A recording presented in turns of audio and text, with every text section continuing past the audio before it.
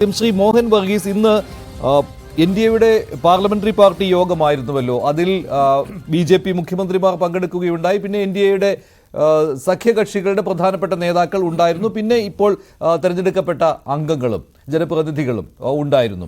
അപ്പോൾ ഇതിൽ മോദിയുടെ വാക്കുകൾ അത് ഈ സഖ്യ സർക്കാരിൻ്റെ അനന്ത സാധ്യതകൾ വിവരിക്കുന്നതാണല്ലോ. അത് 1999 AB വാജ്പേയിയുടെ ആ സഖ്യ സർക്കാർ അതുപോലും സൂചിപ്പിച്ചുകൊണ്ടാണ് പ്രധാനമന്ത്രി സംസാരിച്ചത്. UPA സർക്കാരിനെ പോലും അദ്ദേഹം ഒരു വേള അതേക്കുറിച്ച് പോലും സംസാരിക്കുകയുണ്ടായി. അപ്പോൾ ഒരു ആത്മവിശ്വാസത്തിൻ്റെ ഈ സഖ്യ സർക്കാരിനെ നയിച്ചുകൊണ്ട് തനിക്ക് മുന്നോട്ട് പോകാൻ കഴിയും. അതായത് കഴിഞ്ഞ ദിവസങ്ങളിൽ ഉണ്ടായ ചോദ്യം, ഏത് ദിവസം വേണമെങ്കിലും താഴെ ഇറക്കാൻ പറ്റുന്നവർ കൂടെയുള്ള ഒരു സർക്കാരാണ് രൂപീകരിക്കാൻ മോദി പോകുന്നത്, അത് മോദിക്ക് ഇതേക്കുറിച്ചുള്ള അനുഭവ പാരമ്പര്യം ഇല്ല എന്നുള്ള വിമർശനങ്ങൾ, അതിനുള്ള ഒരു മറുപടി കൂടിയായില്ലേ ഇന്നത്തെ ഈ പാർലമെന്ററി പാർട്ടി യോഗം? അങ്ങനെ വേണം കരുതാൻ. ഇവിടെ പാർലമെന്ററി പാർട്ടി യോഗം തിരഞ്ഞെടുക്കപ്പെട്ട BJP എംപിമാരും സഖ്യകക്ഷികളുടെ എംപിമാരും ഒരുമിച്ച് പഴയ പാർലമെന്റിന്റെ സെൻട്രൽ ഹാളിൽ കൂടി മോദിയുടെ ഒരു ഗംഭീരമായ പ്രസംഗമെല്ലാം കേട്ടു. ഇവിടെ ആ ഇരിപ്പ് വശമാണ് യഥാർത്ഥത്തിൽ മാധ്യമങ്ങൾ ചൂണ്ടിക്കാണിച്ചത്. പിന്നെ ആ ദൃശ്യങ്ങളും ഇപ്പോൾ കാണുന്ന ദൃശ്യങ്ങൾ അപ്പോൾ ഒരുപാട് വ്യത്യാസങ്ങൾ, സമാനതകൾ വളരെ കുറവും. മോദി 01, മോദി 02 ഈ രണ്ട് സർക്കാരുകളുടെയും സമയത്തുള്ള രീതികളല്ലായിരുന്നു ഇന്ന്. മോദി എന്ന വാക്ക് അദ്ദേഹം ഒരിക്കൽ പോലും ഉച്ചരിച്ചില്ല, നമ്പർ 1. അതുപോലെ BJP എന്ന വാക്ക് അത്യപൂർവമായി മാത്രമേ ഉച്ചരിച്ചുള്ളൂ.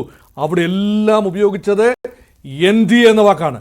അതുമാത്രമല്ല, ഗ്യാരണ്ടി, മോദിയുടെ ഗ്യാരണ്ടികളെ കുറിച്ചൊന്നും പറയുന്നില്ല. അതുകൊണ്ടാണ് സ്വാഭാവികമായി കൊയലീഷൻ ധർമ്മ അല്ലെങ്കിൽ കൂട്ടുകക്ഷി മുന്നണി ധർമ്മത്തെക്കുറിച്ച് വാചാലനായി സംസാരിക്കുന്ന മോദി. അതുകൊണ്ടാവാം ഒരുപക്ഷെ ആദ്യമായി വിജയകരമായി ഇന്ത്യയിൽ 5 വർഷം തികച്ച genuine coalition government Atal Bihari വാജ്പേയിയുടെ നേതൃത്വത്തിൽ 1999 നിലവിൽ വന്ന 5 വർഷവും പൂർത്തീകരിച്ച് 2004 പുറത്തുപോയ ഗവൺമെന്റ്. അപ്പോൾ ആ ഗവൺമെന്റിന്റെ നന്മകളെക്കുറിച്ച് ഒന്ന് ആലോചിച്ചു. അന്നും നരേന്ദ്രമോദി ഉണ്ടായിരുന്നു, അന്നും ചന്ദ്രബാബു നായിഡു ഉണ്ടായിരുന്നു NDA കൺവീനറായി. അപ്പോൾ കൊയലീഷൻ എന്ന് പറയുന്നത് NDA കൊയലീഷൻ പുതുമയല്ല. പക്ഷേ നരേന്ദ്രമോദിയുടെ നേതൃത്വത്തിൽ ഒരു കൊയലീഷൻ ഇന്നേ വരെ സ്വന്തം സംസ്ഥാനമായ ഗുജറാത്തിലാവട്ടെ അല്ലെങ്കിൽ കേന്ദ്രത്തിലാകട്ടെ അങ്ങനെ 1/4 നൂറ്റാണ്ട് കൊയലീഷൻ സമ്പ്രദായവുമായി അകന്നു നിന്ന നരേന്ദ്രമോദി എന്ന വ്യക്തി എങ്ങനെയാണ് മോദി 3.0 അതിലെങ്ങനെയാണ് ഘടകകക്ഷികളെ കൂട്ടി യോജിപ്പിച്ച് പോകുന്നത്? ഇതൊരു വലിയ ചോദ്യമാണ്. ഇവിടെ യഥാർത്ഥത്തിൽ പ്രധാനപ്പെട്ട ചോദ്യമെന്ന് പറയുന്നത് തൽക്കാലത്തേക്ക് കാണുന്ന ഒരു ആത്മവിശ്വാസം. ഭരണഘടനയിൽ മുത്തമിട്ടുകൊണ്ട്, ഭരണഘടനയെ താണ് വീണ് തൊഴുതുകൊണ്ട് ശ്രീ നരേന്ദ്രമോദി ഭരണഘടനയെ സംരക്ഷിക്കും എന്ന പ്രതിജ്ഞ ചെയ്യുന്നു. അത് വെറും പ്രതിജ്ഞയല്ല, ദൃഢമായ പ്രതിജ്ഞ. അവിടെ ഓർക്കൂ, മോദിക്കെതിരെ ഉണ്ടായ പ്രധാനപ്പെട്ട ആരോപണം, ആക്ഷേപം എന്ന് പറയുന്നത് ഭരണഘടനാ സ്ഥാപനങ്ങളുടെ അന്തസ്സത്ത നിലനിർത്തുന്നതിൽ ഭാഗികമായി പരാജയപ്പെടുന്നു എന്നൊരാക്ഷേപമാണ്. അതിനുള്ള മറുപടി എന്ന നിലയിലാണ് ഭരണഘടനയെ ഒരു കേന്ദ്ര ബിന്ദുവായി പ്രതിഷ്ഠിച്ചുകൊണ്ട് താണ് വണങ്ങി നിൽക്കുന്നത്. 2, നിതീഷ് കുമാർ ഇപ്പോൾ താണ് വണങ്ങുന്നു.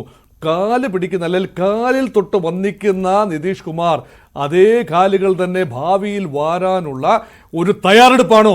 മുൻകാലങ്ങളിൽ അത് ചെയ്തു. ഈ വ്യക്തിയെ, മോദി എന്ന വ്യക്തിയെ ഒരിക്കലും അംഗീകരിക്കാനാവില്ല എന്ന് പറഞ്ഞുകൊണ്ട് മുന്നണി വിട്ടയാളാണ് നിതീഷ് കുമാർ ചരിത്രപരമായി. ഇതേ കാര്യം തന്നെ സംഭവിച്ചു 2019 മുന്നണി. കാരണം ആന്ധ്രാപ്രദേശിന് പ്രത്യേക പദവി വേണമെന്ന് പറഞ്ഞപ്പോൾ BJP അത് ചെവിക്കൊണ്ടില്ല. അന്ന് ചന്ദ്രബാബു നായിഡു പുറത്തു പോയതാണ്. ഇതേ ആളുകൾക്ക് ശ്രീ നരേന്ദ്രമോദിയുടെ ഇടതുവശത്ത് അടുത്തടുത്ത സീറ്റുകളിൽ സ്ഥാനം കൊടുക്കുന്നു. അമിത്ഷായുടെ സ്ഥാനം 3 സീറ്റുകൾ അകലെയാണ്. രാജ്നാഥ് സിംഗിന്റെ സ്ഥാനത്തിനും JP നദ്ദ BJP പ്രസിഡന്റ് സ്ഥാനത്തിനും അപ്പുറത്ത് അമിത്ഷായുടെ സ്ഥാനം. അപ്പോൾ ഒരുപാട് ഹയറാർക്കിയിൽ, BJPക്കുള്ളിലെ ഹയറാർക്കിയിലും NDAക്കുള്ളിലെ ഹയറാർക്കിയിലും വളരെ വലിയ മാറ്റങ്ങളാണ് വരാൻ പോകുന്നത്. മുൻകാലങ്ങളിൽ സഖ്യകക്ഷികൾക്ക് എന്തെങ്കിലും അപ്പക്കഷ്ണങ്ങൾ ഇട്ടുകൊടുത്താൽ അത് മതി എന്ന് പറഞ്ഞ് തൃപ്തിപ്പെടാനായിരുന്നു നിയോഗം. കാരണം BJPക്ക് കഴിഞ്ഞ ലോക്സഭയിൽ 303 സീറ്റുകൾ, അതിന് മുമ്പത്തെ ലോക്സഭയിൽ 280 സീറ്റുകൾ, വ്യക്തമായ ഭൂരിപക്ഷമുള്ളപ്പോൾ ഒരു മഹാരാജാവിനെ പോലെ മോദിക്ക് തീരുമാനങ്ങൾ എടുക്കാമായിരുന്നു. ഇനിയിപ്പോൾ നോക്കൂ, വളരെ പ്രതീക്ഷയോടുകൂടി മോദി കൊണ്ടുവന്ന പദ്ധതികൾ, അത് യൂണിഫോം സിവിൽ കോഡിൻ്റെ മുന്നോട്ടുള്ള പോക്കായിക്കൊള്ളട്ടെ, അല്ലെങ്കിൽ UCC അല്ലെങ്കിൽ പൗരത്വ നിയമമായിക്കൊള്ളട്ടെ, ഇതെല്ലാം തന്നെ മുന്നോട്ട് പോകണമെങ്കിൽ സമവായം ആവശ്യമുണ്ട്. ആ വാക്ക് വീണ്ടും ഉച്ചരിച്ചു പല ആവർത്തി കഴിഞ്ഞ 10 വർഷം. അവരുടെ ഈ സഖ്യകക്ഷി ആളുകളുടെ, സഖ്യകക്ഷി നേതാക്കളുടെ പ്രസംഗവും താങ്കൾ ശ്രദ്ധിച്ചുവല്ലോ. അതിലെല്ലാം ഈ മോദിയോടുള്ള താല്പര്യവും മോദിയോടുള്ള സ്നേഹവും മോദിയുടെ കഴിഞ്ഞ 10 വർഷത്തെ ഭരണത്തോടുള്ള അഭിനിവേശവും അതാണ് കണ്ടത് കൂടുതലായിട്ടും. അത് വെറും ഒരു ഭംഗിവാക്ക് പറഞ്ഞ് ഒഴിയുന്നതാണോ? ഇപ്പോൾ ഒരു പാർലമെന്ററി പാർട്ടി നേതാവിനെ തിരഞ്ഞെടുക്കുവാനുള്ള ഒരു യോഗത്തിൽ എതിർപ്പുണ്ടാവുകയില്ല, അത് പ്രശംസ കൊണ്ട് മൂടുന്ന ഒന്നായിരിക്കും. ആ ഔപചാരികത മാത്രമേ അതിലുള്ളൂ ആ വാക്കുകളിൽ. നിതീഷിൻ്റെയും അതുപോലെ തന്നെ നായിഡുവിൻ്റെയും മറ്റു നേതാക്കൾ പലരും പുതിയ മുഖങ്ങളാണ്. ചിരാഗ് പാസ്വാനൊക്കെ ഈ രംഗത്ത്, ഈ കൊലീഷൻ ഈ രീതിയിലെ കാര്യങ്ങൾ വരുമ്പോൾ സാമാന്യേന പുതുമുഖമാണ്. അതുപോലെ തന്നെ ഷിൻഡെയും ഒക്കെ. പക്ഷേ ഈ 2 പേരിലേക്കാണല്ലോ കണ്ണുകൾ മുഴുവൻ എത്തിപ്പെട്ടത്. പിന്നെ മുതിർന്ന ചില നേതാക്കളുണ്ട്, ജിതൻ റാം മാഞ്ചിയെ പോലെയുള്ള ആളുകൾ. അപ്പോൾ ഇവരെല്ലാം ഒരു ഭംഗിവാക്ക് എന്ന രീതിയിൽ മോദിയെ പുകഴ്ത്തുന്നു എന്നത് മാത്രമേ ഉള്ളൂ. ഇവരുടെയൊക്കെ വാക്കിന് എന്താണ് വില? ചരിത്രപരമായി പൂർവാശ്രമത്തിൽ എന്തെല്ലാമാണ് പറഞ്ഞത്, പിന്നീട് എന്താണ് പ്രവർത്തിച്ചത് എന്ന് ഏടുകൾ ചിന്തി നോക്കിയാൽ നമുക്കറിയാം. ഒരു വ്യക്തമായ ഒരു നിലപാട്, അവരുടെ സ്വന്തം കാര്യമെന്നതിൽ കവിഞ്ഞ് ശ്രീ നായിഡുവിനായിക്കൊള്ളട്ടെ അല്ലെങ്കിൽ നിതീഷ് കുമാറിനായിക്കൊള്ളട്ടെ, മറ്റൊന്നുമില്ല. അത് പല ആവർത്തി തെളിഞ്ഞതാണ്. പിന്നെ ശ്രീ മഞ്ജുഷ് ഒന്ന് ആലോചിക്കൂ, ഈ വിവാഹമൊക്കെ കഴിഞ്ഞ് ആദ്യത്തെ കുറച്ച് കാലത്തേക്ക് വളരെ വലിയ പ്രതീക്ഷയും ഹണിമൂണും ഒക്കെ തന്നെയാണ്. കല്ലുകടികളൊക്കെ പ്രത്യക്ഷപ്പെടുന്ന കുറച്ച് കഴിയുമ്പോഴാണ്. അപ്പോൾ ഇത് പുത്തരിയിൽ കല്ലുകടികളൊന്നും ഉണ്ടായില്ല എന്ന് ആശ്വസിക്കാം. കാരണം ഒരു സുസ്ഥിരമായ ഭരണം ഉണ്ടാകും എന്ന പ്രതീക്ഷയിലാണ് ഓഹരി വിപണി പോലും ഇന്ന്. BSE സെൻസിറ്റീവ് ഇൻഡെക്സ് ആയിക്കൊള്ളട്ടെ, NSE ഇൻഡെക്സ് ആയിക്കൊള്ളട്ടെ, റെക്കോർഡ് നിലവാരത്തിലെത്തുകയാണ്. 76,000 കടന്ന് മുന്നോട്ട് പോകുന്ന BSE സെൻസെക്സ് ഒരു സൂചനയാണെങ്കിൽ വിപണികൾ ഉൾപ്പെടെ ഇതെല്ലാം നോക്കുകയാണ്. പണം വന്ന് മറിയുന്ന സ്ഥലങ്ങളാണല്ലോ. അതുകൊണ്ട് വിപണി ഉൾപ്പെടെ വളരെ പ്രതീക്ഷയോടുകൂടി നോക്കുകയാണ്. ഒരു സ്റ്റേബിൾ ഗവൺമെന്റ് തൽക്കാലത്തേക്കെങ്കിലും ഉണ്ടാകും. ഇതേ ചിന്തയല്ലായിരുന്നു ഒരു 48 മണിക്കൂറിന് മുൻപുണ്ടായിരുന്ന ചിത്രമല്ല ഇത്. അതുകൊണ്ട് നരേന്ദ്രമോദിക്ക് പകരം ഒരു നേതാവ് വേണം എന്നിവരാരും ആവശ്യപ്പെട്ടില്ല. നരേന്ദ്രമോദിയുടെ നേതൃത്വം അംഗീകരിക്കാൻ തയ്യാറാണ്. പിന്നെ ഇന്ത്യ മുന്നണി സ്വാഭാവികമായി തൽക്കാലം പിൻവലിഞ്ഞ് നിൽക്കാമെന്ന തീരുമാനമെടുത്തു. അതുകൊണ്ട് ആദ്യ ലെഗ് എന്ന് പറയുന്നത് സുഗമമായി മുന്നോട്ട് പോകും എന്ന പൊതുധാരണയാണ് വരുന്നത്. അതായത് ഒരു ബ്ലൈൻഡ് ട്രൈക്ക് പോലും അവസരം ഇന്ത്യ സഖ്യത്തിന് ഉണ്ടായില്ല. ശരിയാണ്, അവർ ഭൂരിപക്ഷത്തിലേക്ക് അടുത്തില്ല, അതൊരു കാരണം തന്നെയാണ്. പക്ഷേ ഈ ചൂണ്ടയിൽ കൊത്തില്ല എന്നുള്ള കാര്യം അവർ നേരത്തെ തന്നെ മനസ്സിലാക്കി. ഒരു തവണ നായിഡുവിനെ വിളിച്ചു, നിതീഷ് കുമാറിനെ വിളിച്ചു എന്നുള്ള രീതിയിലുള്ള വാർത്തകൾ ഉണ്ടായിരുന്നു. അത് ശരത് പവാർ നടത്തി എന്നുള്ളതായിരുന്നു. പക്ഷേ അതും പിന്നീട് നിഷേധിക്കുകയായിരുന്നു. അപ്പോൾ ഇതിനു വേണ്ടിയുള്ള ഒരു ശ്രമവും ഇന്ത്യ സഖ്യത്തിൽ നിന്നുണ്ടായില്ല എന്നാണ്. അതിൽ തന്നെ ഇന്ത്യ സഖ്യത്തിൽ ചില മുറുമുറുപ്പുകൾ ഉണ്ട്. അങ്ങനെ ചെയ്യണമായിരുന്നു അല്ലേ, ഒരു നീക്കം നടത്തിയെന്ന് തോന്നിക്കുന്ന രീതിയിലെങ്കിലും കാര്യങ്ങൾ പോകണമായിരുന്നു എന്നുള്ള അഭിപ്രായ പ്രകടനം ഇന്ത്യ സഖ്യത്തിലെ ചില പാർട്ടികൾക്കെങ്കിലും ഉണ്ട് എന്ന രീതിയിലുള്ള റിപ്പോർട്ടുകൾ വരുന്നുണ്ട്. ഇവിടെ 2 വ്യക്തികളുടെ നിലപാട്, ഇന്ത്യ സഖ്യത്തിലെ 2 വ്യക്തികളുടെ നിലപാട് അവിടെ നിർണായകമായി. ഒന്ന്, കോൺഗ്രസ് പാർട്ടിയുടെ തന്നെ സമുന്നത നേതാവ് രാഹുൽ ഗാന്ധിയുടെ നിലപാട്.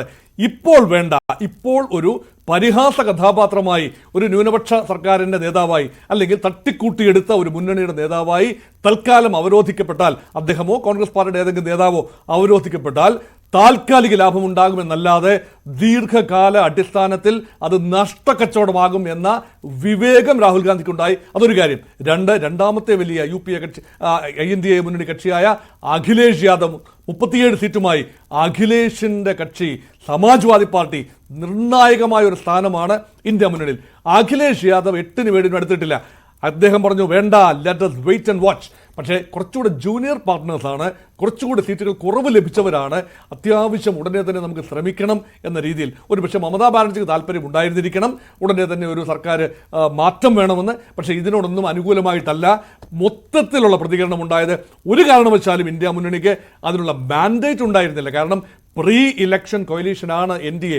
ആ ധർമ്മം, അതായത് ജനം നൽകിയ മാൻഡേറ്റ്, ആ മാൻഡേറ്റിനെ തിരസ്കരിച്ചുകൊണ്ട് ഒരു തട്ടിക്കൂട്ട് മുന്നണി ഉണ്ടാക്കിയാൽ അത് ആത്യന്തികമായി ദോഷം ചെയ്യും എന്ന ഒരു ചിന്ത ഇന്ത്യ മുന്നണി നേതാക്കൾ. പക്ഷെ അത് ഈ ഇന്ത്യ മുന്നണിയെ വിമർശിക്കുവാനുള്ള പ്രധാനമന്ത്രി നരേന്ദ്രമോദിയുടെ ഇന്നത്തെ ആ ഒരു താല്പര്യം അത് താങ്കൾ ശ്രദ്ധിച്ചു കാണുമല്ലോ.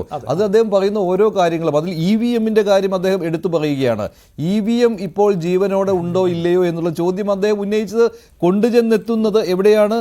ഈ ഇന്ത്യ സഖ്യത്തിലാണ്. ഈ EVM-ൽ കൃത്രിമം കാട്ടിയിട്ടുണ്ട് എന്ന് തെരഞ്ഞെടുപ്പ് ഫലം വരുന്നതിന് തൊട്ട് തലേ ദിവസം വരെ പറഞ്ഞിരുന്നു ഇവർ. അത് മാത്രമല്ല, അതിന്റെ പേരിൽ തെരഞ്ഞെടുപ്പ് കമ്മീഷൻ ഓഫീസിലേക്ക് പോകാനിരുന്നപ്പോഴാണ് ഇല്ലേ അതിൽ പോവുകയും ചെയ്തിട്ടുണ്ട്. അപ്പോൾ ഫലം വന്നതിന് ശേഷം EVM ജീവനോടെ ഉണ്ടോ ഇല്ലയോ, EVM-ന് ജീവൻ തിരിച്ചു കിട്ടി തുടങ്ങിയ മോദിയുടെ വാക്കുകൾ ചെന്ന് കൊള്ളുന്നത് ഇന്ത്യ സഖ്യത്തിലേക്കാണ് അല്ലേ? ഇന്നത്തെ മോദിയുടെ അത് മാത്രമല്ല, കോൺഗ്രസിന് ഈ കഴിഞ്ഞ 3 തെരഞ്ഞെടുപ്പുകളിലെ സീറ്റുകൾ കൂട്ടി നോക്കിയാൽ പോലും ഇത്തവണ BJP-ക്ക് കിട്ടിയ സീറ്റുകളുടെ അത്രയും വരികയില്ല. എന്നിട്ടും തോറ്റ ടീമാണ് ഇപ്പോൾ സർക്കാർ രൂപീകരിക്കാൻ പോകുന്നത് എന്ന കാര്യം പറയുന്നുവെന്ന്. അവിടെ ഒറ്റ ജയമേ ഉണ്ടായിട്ടുള്ളൂ എന്ന കാര്യം മോദി അരക്കെട്ടുറപ്പിക്കുന്നത് ഇക്കാര്യങ്ങൾ പറഞ്ഞുകൊണ്ടാണ്. അതെ, അത് വളരെ വളരെ ലോജിക്കലാണ്. കാരണം ഇവിടെ മോദിയുടെ പ്രസംഗം ഇന്ന് നടത്തിയ പാർലമെന്റിന്റെ സെൻട്രൽ ഹാളിൽ, പഴയ പാർലമെന്റിന്റെ സെൻട്രൽ ഹാളിൽ നടത്തിയ പ്രസംഗം കൊത്തും കോളും വെച്ച് തന്നെയാണ് നടത്തിയത്. ഇന്ത്യ മുന്നണിയെ സാമാന്യം നന്നായി ഒന്ന് തൂത്തുവിടുന്ന, പരിഹസിക്കുന്ന നരേന്ദ്രമോദിയെ കണ്ടു. അതുകൊണ്ട് ഇലക്ട്രോണിക് വോട്ടിംഗ് മെഷീൻ EVM എന്താണ്, കാശിക്ക് പോയ EVM തിരിച്ചെത്തിയോ, അതോ GVM-ന് ജീവൻ വെച്ചോ, നിങ്ങളൊക്കെ പറഞ്ഞതുപോലെയാണോ നടന്നത്? നിങ്ങൾക്ക് എങ്ങനെ ഇത്രയും സീറ്റുകൾ ലഭിച്ചു? EVM-ൽ കൃത്രിമം കാണിച്ചിരുന്നു എങ്കിൽ എങ്ങനെ ഇത്രയും സീറ്റ് ലഭിച്ചു എന്ന് ഭംഗ്യാന്തരേണ പരിഹാസപൂർവ്വം ചോദിക്കുന്ന നരേന്ദ്രമോദിയെ കണ്ടു. അദ്ദേഹം കൊയലീഷൻ ധർമ്മത്തെക്കുറിച്ചൊക്കെ പറയുമ്പോൾ മൻമോഹൻ സിംഗിന്റെ 2 ഗവൺമെന്റുകളും കൊയലീഷൻ ആയിരുന്നു എന്ന കാര്യം പോലും അദ്ദേഹം ചൂണ്ടിക്കാണിക്കുന്നു. അതിനേക്കാൾ കൂടുതൽ കോൺഗ്രസ് പാർട്ടി UPA 1-ൽ അധികാരത്തിൽ വരുമ്പോൾ കോൺഗ്രസ് പാർട്ടിയുടെ സീറ്റുകൾ 150-ൽ താഴെയായിരുന്നു. അതുപോലെ UPA 2 അധികാരത്തിൽ വരുമ്പോൾ 206 സീറ്റുകൾ മാത്രമാണ് കോൺഗ്രസിന് ഒറ്റയ്ക്ക് നേടിയത്. അതിനേക്കാൾ കൂടുതൽ 240 സീറ്റ് നേടിയ BJP-യെ സംബന്ധിച്ചിടത്തോളം കേവല ഭൂരിപക്ഷത്തിന് ഏതാണ്ട് 30-32 സീറ്റുകളുടെ കുറവ് മാത്രമേ ഉള്ളൂ.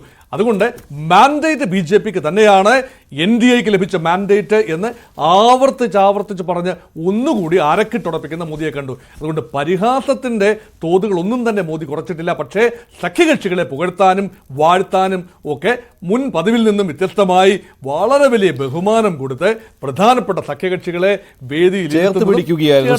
ശ്രീ S. ജയസൂര്യൻ, ഇവിടെ താങ്കൾ വരുന്നത്